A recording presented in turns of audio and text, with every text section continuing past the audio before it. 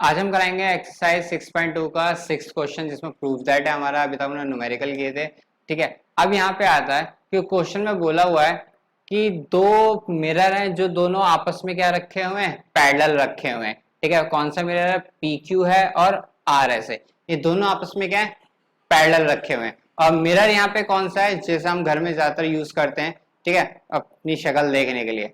ठीक है, तो यहाँ पे बोला गया है कि अगर हम एक तरफ से रे अगर हम पास करें, कोई लाइट की रे पास कराएं, तो पहले मिरर पे टकरा के वो क्या होगी, रिफ्लेक्ट होगी। ठीक है, वो इस सरफेस से टकराएगी, रिफ्लेक्ट होगी, फिर वो सेकंड मिरर से क्या होगी, टकरा के फिर रिफ्लेक्ट हो गई। ठीक है, अब ये जो हमने यहाँ से रे आई और जो रिफ्लेक्टेड रे है लास्ट वाली, ये दोनों रे हमारी क्या है, पैरेलल है। ये हमें क्या करना है, प्रूफ करना है। तो सबसे पहले हमें जो गिवन है PQ और जो RS है, ये दोनों आपस में क्या है, पैरेलल्स हैं। हमें प्रूफ करना है पहली रे जो हमने पास कराई और जो लास्ट में जो सेकंड मिरर से रे निकली है, ये दोनों रे यानी AB और CD, ये दोनों आपस में क्या है, पैरेलल है। ये हमें क्या करना है, प्रूफ करना है। ठीक है, अब जो किसी भी लाइन, दो लाइंस को अगर हमें पैरेलल प्रूफ करना हो तो सबसे इजी वे है कि हम उसके इस ये अल्टरनेट इंटीरियर एंगल को हम क्या करते हैं, इक्वल प्रूफ कर दें। क्योंकि देखो जब दो लाइंस आपस में पैरेलल होंगी तो उसके अल्टरनेट इंटीरियर एंगल क्या होते हैं, इक्वल होते हैं। अब हम इसको रिवर्स में लेके चलेंगे, हम अल्टरनेट इंटीरियर एंगल को इक्वल कर दें तो इसका मतलब क्या हो जाएगा, वो दो लाइन आपस में पैरेलल होंगे, क्योंकि वो तभी अल्टरनेट एंगल बनेंगे। अब यहाँ पे देखो, एक ये हमारा क्या बन रहा है, Z बन रहा है, तो Z के अंदर के एंगल्स क्या होते हैं, हमारे इक्वल होते हैं। ठीक है, तो सिंपल सा मुझे प्रूफ करना है एंगल B और C क्या है, इक्वल है। जब दोनों इक्वल हो जाएंगे तो AB और CD क्या हो जाएगा, हमारे पैरेलल लाइंस हो जाएंगे। अब यहाँ पे हम छोटी सी इसमें क्या करेंगे, कंस्ट्रक्शन करेंगे। कंस्ट्रक्शन क्या है, ड्रॉ नॉर्मल। नॉर्मल किसे कहते हैं कि अगर कोई सरफेस हो, क्या हो, कोई सरफेस हो, इसके ऊपर अगर हम परपेंडिकुलर ड्रॉ करते हैं तो वो उसका नॉर्मल कहलाता है। ठीक है, ये हमारे साइंस की लैंग्वेज है कि नॉर्मल क्या है, वैसे हम इसे परपेंडिकुलर बोलते हैं। ठीक है, साइंस की लैंग्वेज में क्या होता है, इसे नॉर्मल ड्रॉ करना। नॉर्मल का मतलब क्या है, यहाँ पे वो देख लो, जो इंसिडेंस रे होगी और जो नॉर्मल रे होगी, ठीक है, इन दोनों के बीच का जो एंगल होगा, ठीक है, और जो रिफ्लेक्टेड रे और जो नॉर्मल रे, इन दोनों के बीच का जो एंगल होगा, वो दोनों एंगल आपस में क्या होंगे, इक्वल होंगे। ठीक है, नॉर्मल रे से जो इंसिडेंस रे और रिफ्लेक्टेड रे दोनों एंगल बनाएंगी, वो दोनों एंगल क्या होते हैं, इक्वल होते हैं। उसको बोलते हैं लॉ ऑफ रिफ्लेक्शन। ये साइंस में पढ़ेंगे आप।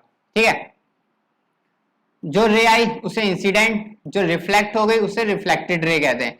अब जो इंसिडेंट रे और नॉर्मल से जो एंगल बनाएंगे उसे हम एंगल आई से डिनोट करते हैं।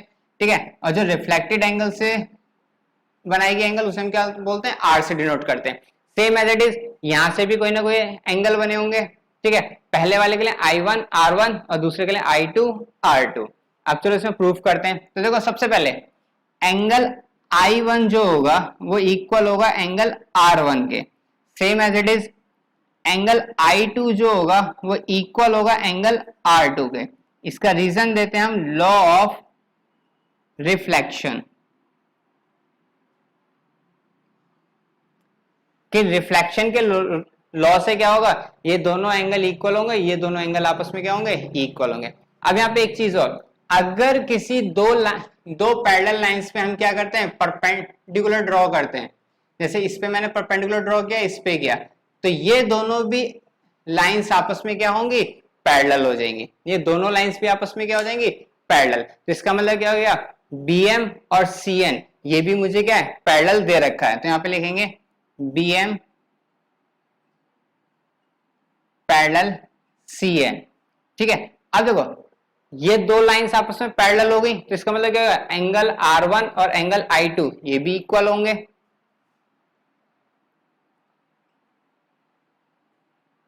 Angle R1 is equal to angle I2।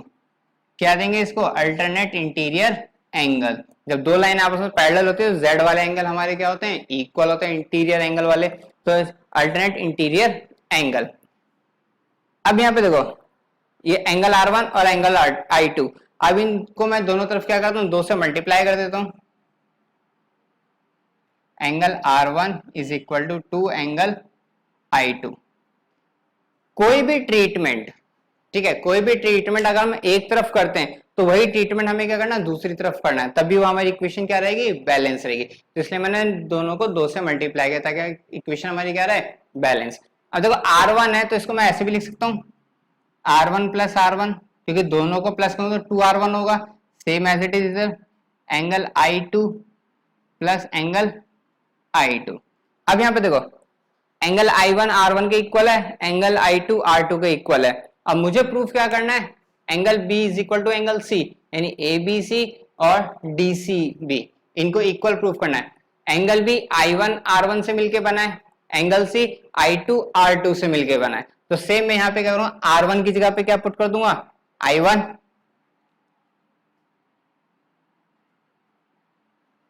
I2 तो यहाँ पे है, मुझे R2 लाना है, और यहाँ पे देखो I2 जो R2 के इक्वल है, ठीक है। अब यहाँ पे देखो ये दोनों एंगल मिल गए I1 और R1, तो हमारा क्या बना रहा है, ABC, तो इसको लिख देंगे angle ABC। Same as it is I2 R2, तो क्या बना हुआ है, DCB, तो एंगल DCB। अब यहाँ पे देखो, यहाँ पे मैंने क्या प्रूफ कर दिया कि ये पूरा जो एंगल है इसके इक्वल है। अब ये दोनों एंगल हमारे क्या बना रहे हैं, अल्टरनेट इंटीरियर एंगल। तो अल्टरनेट इंटीरियर एंगल कब होते हैं, जब दो लाइन आपस में क्या हो, पैरेलल हो। तो यहाँ पे लास्ट में हम लिखेंगे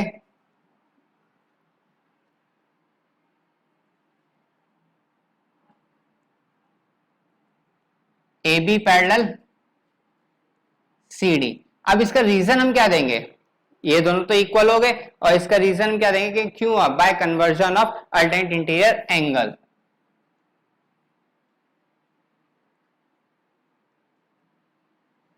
conversion of alternate interior angle.